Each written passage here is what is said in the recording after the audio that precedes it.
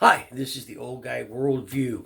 Today I'm going to do the second part of what I started before, which was America's European entanglement. Now, the first part of it I called the Kaiser to the Cold War, and it dealt with our involvement in Europe from our entry into the First World War through the Cold War and the dissolution of the Soviet Empire in 1991.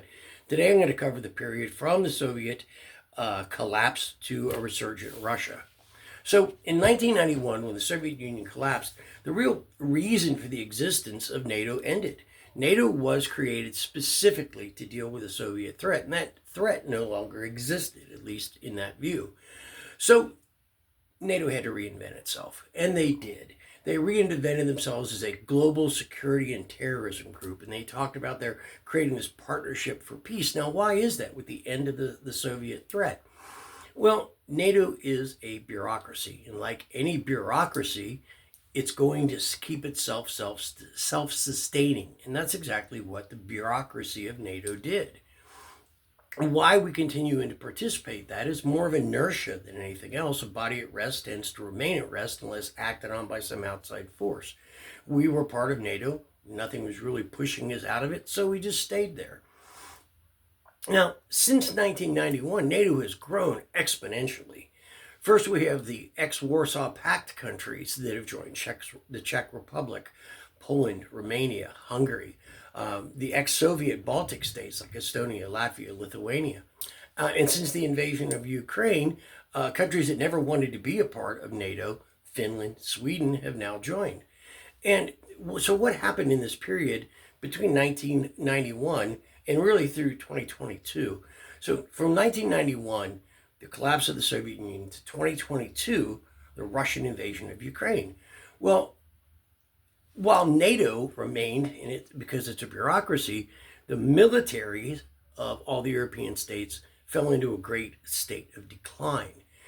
The European countries, with the end of the Soviet threat, didn't want to spend the money anymore. They drastically reduced the size of their militaries. They didn't need them because they didn't perceive a Soviet threat. And in the back of their mind, even if there is a threat, there's always America to come to it.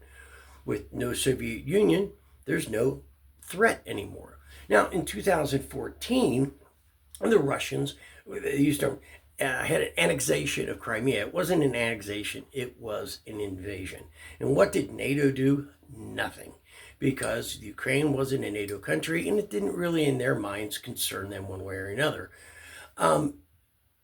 My point here is that Europeans create conditions for wars of aggression. They create their own conditions for that through their own self-interest and their short-sightedness. Now, there are 32 nations in NATO, all of which we are bound by Article 5, that says if anyone attacks any of them, we have to be involved in the war. And I just think that's ridiculous. The entanglement that I talked about, it's alive, it's growing, and I think it's dangerous. Now, some people will say that we have a sacred commitment to NATO. We do not have a sacred commitment to NATO any more than we have a sacred commitment to the Europeans themselves. They chart their own path, and we should start to chart our own as well. We could remain friends to all, but avoid dangerous foreign entanglements. On the next time I talk, I really want to cover the differences and the similarities between Europe today and Europe on the brink of World War II. So, until next time, this is the Old Guy Worldview. Thank you.